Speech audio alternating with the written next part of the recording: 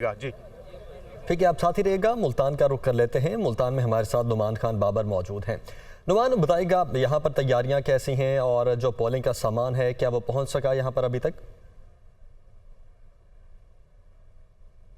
बिल्कुल, जैसे कि N157 का ज़िमनी इलेक्शन कल होगा और इसी सिलसिले में इलेक्शन कमीशन ने इस वक्त पोलिंग का जो सामान है उसकी डिस्ट्रीब्यूशन का आगाज़ कर दिया है। 264 पोलिंग स्टेशन है जहां पर 4,62,000 से ज़ायद वोटर्स जो हैं अपना हक राय दही इस्तेमाल करेंगे। बयान में जो पोलिंग स्टेशन है उसको इंतहाई हसास करार दिया गया, इसीलिए सिक्योरिटी की भी इंतहाई मुनासिब इक़दाम कर लिए गए हैं और इसके अलावा जो रेंजर है उसके सपोज ये तमाम सिक्योरिटी के इंतजाम दिए गए हैं।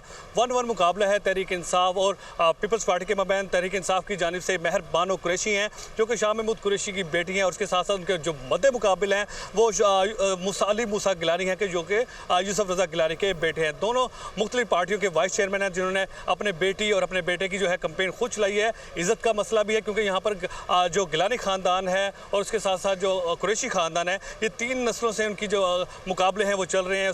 पुराने सियासी हरीफ भी हैं। 1-1 मुकाबला है।